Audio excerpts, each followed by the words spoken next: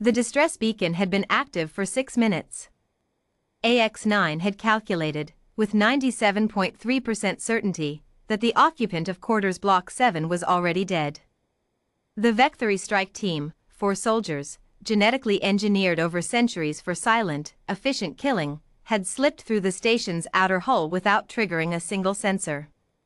They had disabled 3 internal checkpoints with tools that cost more than most colony ships. They had moved through the corridors like smoke. AX-9 watched them on every camera. Logged every step. Filed every timestamp. Intruder alert, quarters block 7, occupant, Ellison, Morrow J. Human, death world classification, active. The system paused on that last tag. Death world classification, active.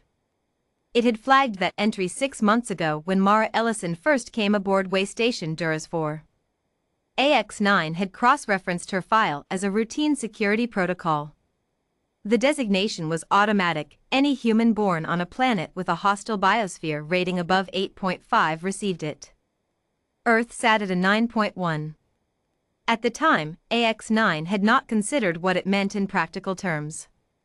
It was beginning to reconsider. Joe was the first one through the door. He was the point man, fast, ruthless, trained since age 6 in 17 different forms of close-quarters elimination. His species, the Vectory, had 4 arms, compound eyes that saw in infrared and ultraviolet simultaneously, and a nervous system so tuned for violence that their homeworld's philosophers had long ago stopped debating whether they had been evolved or built. Joe swept the room in 0.4 seconds. Empty. Or so he thought. Me came in second, covering the left flank. New York took the right. Di stayed at the threshold, watching the corridor.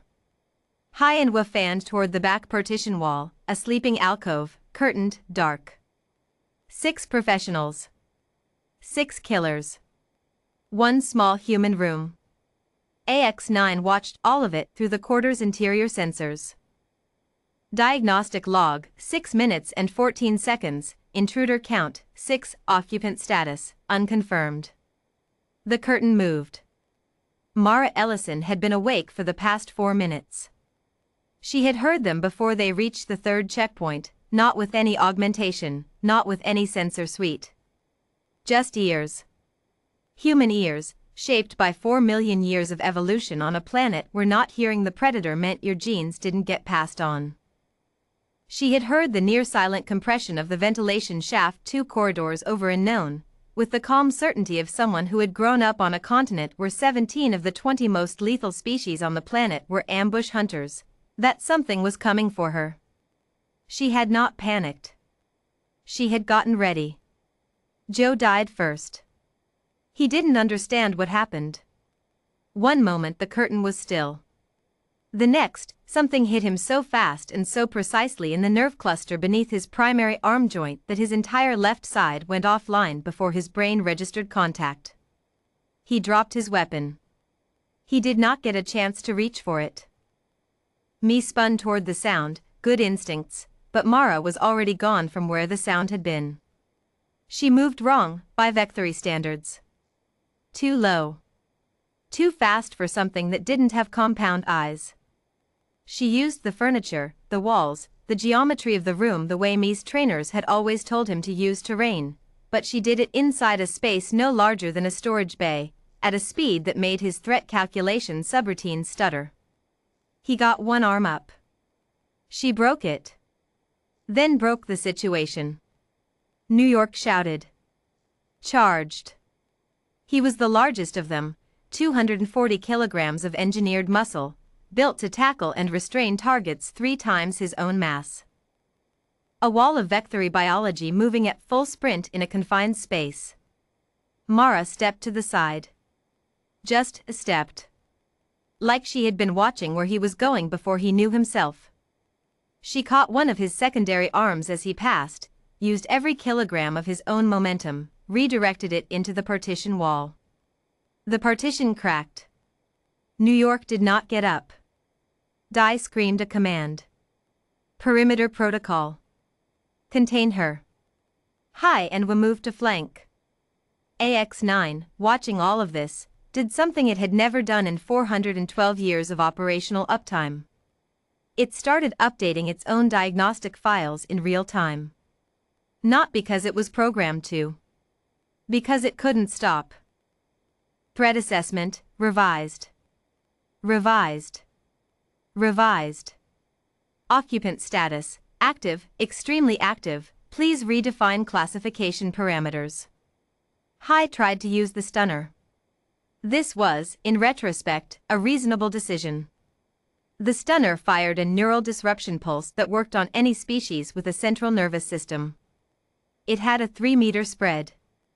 At this range, in this room, there was no way to miss. Mara dropped flat the instant his arm came up, not after she saw the stunner, as his arm began to raise, and the pulse passed over her and hit Joe, who was still slumped against the far wall, and then the doorframe, and then Di, who had been standing in the doorway. Di went down. High stared at where Mara had been standing. She was already behind him. He had 4 arms. 4 chances to grab her. He used all of them, in sequence, the way his training said, 1 to grab, 1 to secure, 2 to restrain. She was faster than the grab. She was through the secure before he completed it. And then she did something to his elbow joints, some terrible, precise, biological knowledge of exactly where a hinge point fails under lateral stress, and he made a sound he had never made before. Wa was last. Wa was smart. Wa had been watching all of this and had reached the only logical conclusion: direct engagement is a category error. He backed toward the door. He was going to run. He was going to file a report. He was going to warn someone, anyone, that the mission parameters had been critically misclassified. He got to the doorway. Mara said, quietly, from somewhere behind him, "Don't." He froze. "I'm going to ask you some questions," she said. "About who sent you. About why. And you're going to answer them, because the alternative is that I let you leave and then I find you later, and I will find you later, and by that point I'm going to be annoyed." Wood turned around very slowly. Mara Ellison was standing in the middle of the room, barefoot, in sleeping clothes, breathing only slightly harder than normal. 6 Vectory strike operatives were distributed around her in various states of incapacitation. She had not used a single weapon. She looked at him with brown eyes that had been shaped by 4 million years of being prey that survived anyway. "Sit down," she said. Wa sat down. AX9 completed its final log entry at 8 minutes and 51 seconds, 2 minutes and 37 seconds after the strike team had entered. Incident report, Quarters Block 7. Intruders, 6. Casualties, 0, human. Intruder status, neutralized, 6/6. Occupant status, unharmed. Duration of engagement, 137 seconds. Additional note, appended by AX9 Autonomous Diagnostic Function. Human Death World Classification Active has been re-evaluated.